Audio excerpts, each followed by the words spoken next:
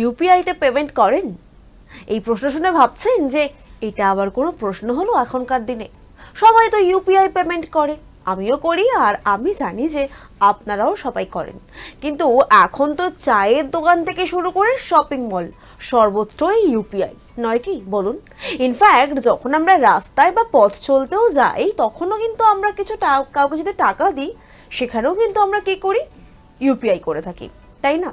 আচ্ছা, এবার কি ইউপিআইতে পেমেন্ট করতে গেলে আমাদেরকে চার্জ দিতে হবে, মাসুল দিতে হবে আমাদের?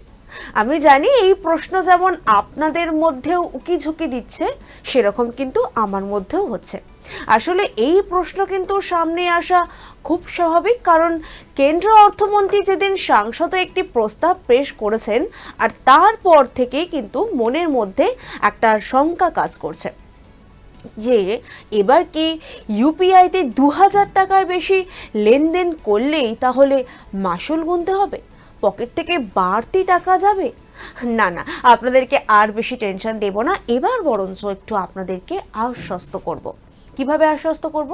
এই যে বলা হচ্ছে ইউপিআইতে নাকি 2000 টাকা পেমেন্ট হলেই হয়তো আগামীতে বা ইন ফিউচার আপনাদেরকে বাড়তি চার্জ দিতে হবে, এমডিআর দিতে হবে। না, সেরকমটা কিন্তু কিছুই না।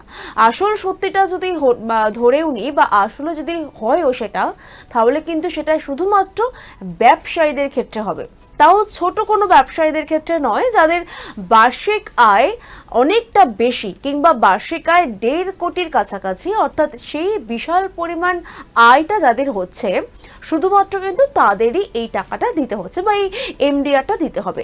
বড় কোনো ব্যবসায়ী বা ধরুন শপিং মল কিংবা রেস্তোরাঁ যাদের আছে, তাদের বার্ষিক ইনকামটা কিন্তু এতটা হয়েই যায় কোনো না কোনো সময়, 1.5 কোটি টাকার বেশি হচ্ছে, তাদেরকে কিন্তু এই এমডিআরটা বা এই চার্জটা পে করতে হবে। তবে সেটি কিন্তু এখনো অবধি আলোচনার মধ্যেই রয়েছে, তাদের এখনো অবধি কোনো সিদ্ধান্তে বা কোনো চূড়ান্ত সিদ্ধান্তে কিন্তু পৌঁছায়নি।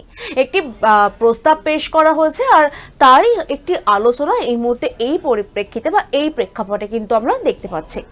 এবং এটার পেছনে যে কিছু কারণ বা সাধারণ মানুষ তাদের উপর একটা বাড়তি চাপ বা বাড়তি বোঝা বা চাপ সৃষ্টি করা হচ্ছে, তেমনটা কিন্তু একেবারেই নয়। বরং বলা ভালো যে আগামীতে যাতে এই ধরনের প্রসেসটা তৈরি করা যায় কিংবা একটা ধাঁচ তৈরি করে রাখার একটা চেষ্টা করা যায়, সেই চেষ্টাই কিন্তু করছে কেন্দ্র। আমরা জানি যে গত কয়েক বছর ধরে কিন্তু ডিজিটাল পেমেন্টের ওপর বারবার করে জোর দিয়েছে কেন্দ্র সরকার, আর তার ফলাফল কি আমরা দেখছি? সেই পথে কিন্তু আমরা খুব স্বাভাবিকভাবেই সেই পথ ধরে হেঁটে চলেছি। এখন ডিজিটাল পেমেন্ট ছাড়া কি আমরা একটুও ভাবতে পারি? একেবারেই কিন্তু পারি না। ইনফ্যাক্ট আমার কাছে তো কোনো ক্যাশই থাকে না, আর আমার এটুকু বিশ্বাস রয়েছে যে আপনাদের কাছেও ক্যাশ কিন্তু একেবারেই সবসময় থাকে না।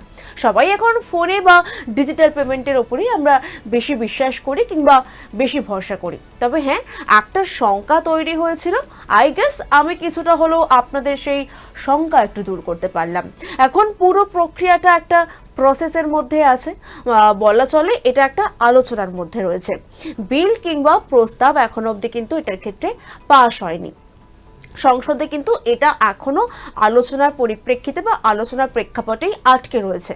এবং তারপর সেটা আইনে যদি পরিণত হয় এই প্রস্তাব পেশ হওয়ার পর, এবং যদি সেটা হয়েও থাকে, সেক্ষেত্রে সেটা কাকে দিতে হচ্ছে আপনাদেরকে আরও একবার মনে করিয়ে দিই, সেই ব্যবসায়ীদের যাদের বার্ষিক আয় কিন্তু 1.5 কোটি টাকার অনেকটা বেশি কিংবা 1.5 কোটি টাকার কাছাকাছি। সাধারণ মানুষ, আম পাবলিক, ছোট ব্যবসায়ী, তাদেরকে কিন্তু এই বাড়তি কর কিংবা বাড়তি এই এমডিআর বা চার্জ কিন্তু পে করতে হচ্ছে না। কি এবার একটু স্বস্তি পেলেন তো? তাহলে এরকম আপডেট জানতে হলে আপনাদের কি করতে হবে? চোখ রাখতে হবে শুধুমাত্র আরোহী নিউজ বাংলায়।